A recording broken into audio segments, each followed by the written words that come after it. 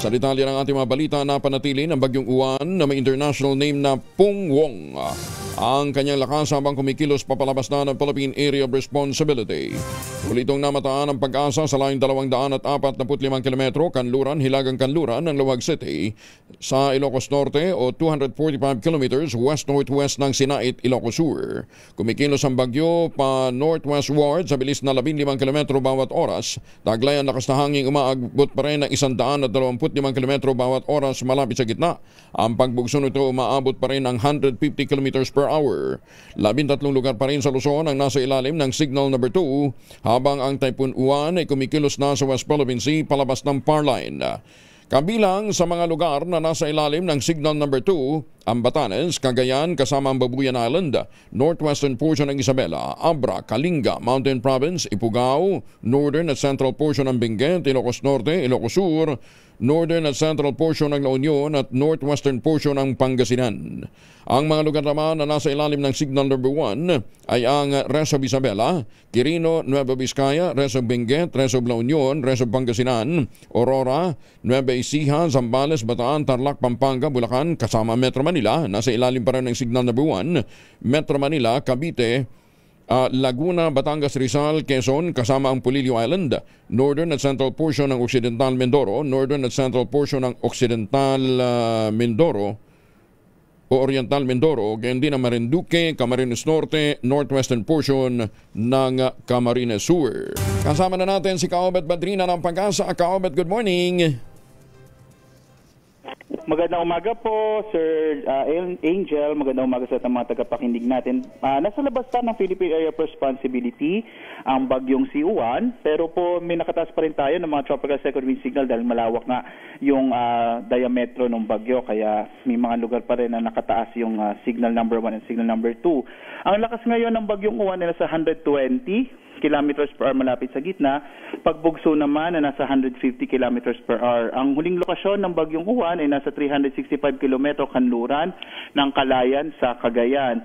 Ito ay kumikilos pahilaga sa bilis sa 15 kilometers per hour habang signal number 2 pa rin ngayon sa bahagi po ng Batanes, sa Cagayan kasama Babuyan Islands, Apayao, Abra, Kalinga, western portion ng Mountain Province, northwestern portion ng Benguet, Ilocos Norte, Ilocos Sur, northern portion ng La Union, samantalang signal number 1 naman sa Isabela, Quirino, Nueva Vizcaya, nalalabing bahagi ng Benguet, rest of Mountain Province, Ifugao, rest of La Union, Pangasinan, Aurora, Nueva Ecija, Zambales, Bataan, Tarlac, Pampanga, Bulacan. Dito po sa Metro Manila, signal number 1 pa rin tayo. Cavite, Laguna, northern western portion ng Batangas, Rizal, northern portion ng Quezon, kasama yung Polillo Islands at Salubang Islands. Dahil signal number 1 pa rin po dito sa Metro Manila at mga karating na lalawigan, bagamat hindi na natin naasahan na magkakaroon ng mga malalakas na mga pag-ulan ngayong araw, posible pa rin po, Sir Angel, yung mga pagbugso ng hangin. Kaya mag-ingat pa rin yung mga kababayan natin. May gale warning pa rin po tayo, no? Partikular na sa mga baybayin sa Luzon. Delikado pa rin maglayag yung mga sasakyang pandagat at mga bangka sa mga baybayin po ng Luzon dahil nga magiging maalon yung karagatan. Doon pa rin yan ng bagyong si Uwan. Posible pong pumasok or inaasahan natin na papasok ng Philippine Area of Responsibility muli ang bagyong Uwan araw ng bukas ng gabi po or madaling araw ng Huwebes, pero mag-landfall po ito sa Taiwan. So wala namang direktang epekto na sa ating bansa. Maliban na lamang po dito sa may extreme northern Luzon, possible sa Batanes. Bakit siya magre-record? Ba't babalik? Well, for one po, no, may mga iba't ibang mga weather system gaya ng high pressure area na maaaring tumulak dito patungo sa bahagi ng Taiwan. Normally po yung tinatawag na steering layer or yung nagpapatakbo sa bagyo, mga high pressure area po yan. So isa po sa mga posibilidad yon. Ikalawa po, possible na may frontal system na ko-connect po dun sa bagyo. So those are some of the weather systems that may affect particularly on the movement po nitong tropical cyclone Uwan. Pero po pagtamas naman nito sa may bahagi ng Taiwan, inaasahan natin maaring malusaw na lang ito at maging either tropical depression or low pressure area by Friday. Sa ngayon po, no, habang kumikilos pahilaga yung bagyo, nakikita natin nagsisimula na itong humina dahil yung condition po dun sa lugar ay not favorable na po, no? So posibleng medyo humina na rin po ito bago tumama sa bahagi ng Taiwan. Hanggang kailan favorable yung kondisyon doon sa kabila para mag-develop ng bagyo? Saang bahagi po? Yun doon sa dito sa may Mindanao area.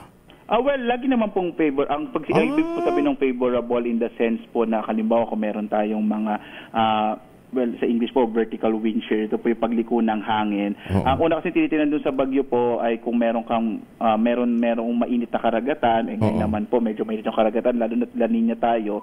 So yung karagatan dito sa may eastern section ng bansa medyo mainit, kaya normally nagkakaroon tayo ng malalakas sa mga bagyo. So kung favorable, yes, favorable naman po, no. But of course, Pero dyan lang yan sa eastern portion ng Pilipinas. dahil malawak po yung eastern portion ng Pilipinas, sir. Kasi isa sa mga requirement para mabuo yung mga bagyo, kailangan natin ng isang malawak na ocean basin. At yun po ang meron sa western part ng Pacific, which is nasa eastern side natin.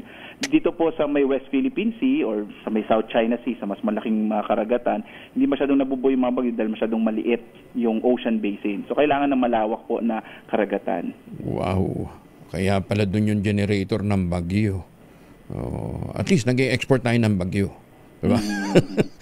So ito si Pung Wong. Pung Wong, ang direction nito is Taiwan. Taiwan po. Papunta na po siya sa Taiwan ngayon. Taiwan. Ayan. Okay, sige. Ka-Obet, maraming salamat. Ingat at pahinga din kayo, ha? Opo, maraming salamat. Magandang umaga. Magandang umaga. Si Obet Badrina mula po sa Pag-asa.